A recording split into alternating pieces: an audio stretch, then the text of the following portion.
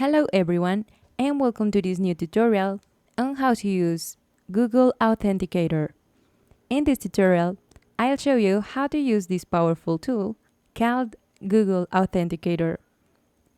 It is a two-factor authentication application that provides an additional layer of protection for your online accounts. Are you ready to learn how to strengthen the security of your accounts with Google Authenticator? Let's get started. The first thing you need to do is download the Google Authenticator app from your device App Store. Now you just open the app and go to Start. You can connect it to your Google account, or you can also use it without an account. And now you'll see the home screen, and you'll tap on the plus icon at the bottom right corner. You can scan a QR code, or you can enter the account code. The most common method is the QR. If you choose this option, be sure to allow access to the camera when prompted. Here you will place the QR code inside the camera frame, and the app will automatically scan it and detect the account. If you can't do it, just select the manual login option and type in the account code and secret key provided on Facebook. You'll find the code by logging into the application.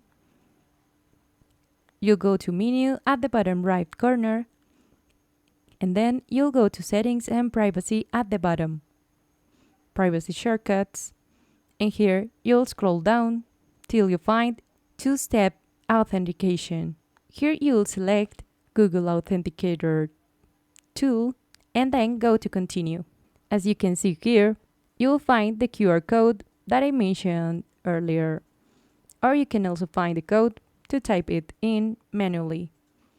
You will enter it into the application. Then you go to Continue, and the Facebook account will be added with the two-step authentication.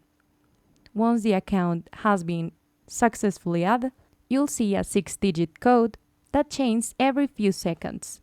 This code is unique to your account and is used for two-factor authentication.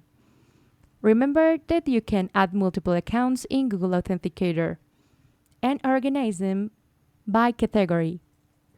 It is also important to back up your secret codes in case you lose them. And that's it. Now you know how to use Google Authenticator to keep safe your accounts. And that's it, guys. I hope it has been useful for you. If you liked it, don't forget to leave a like and subscribe. See you in the next video.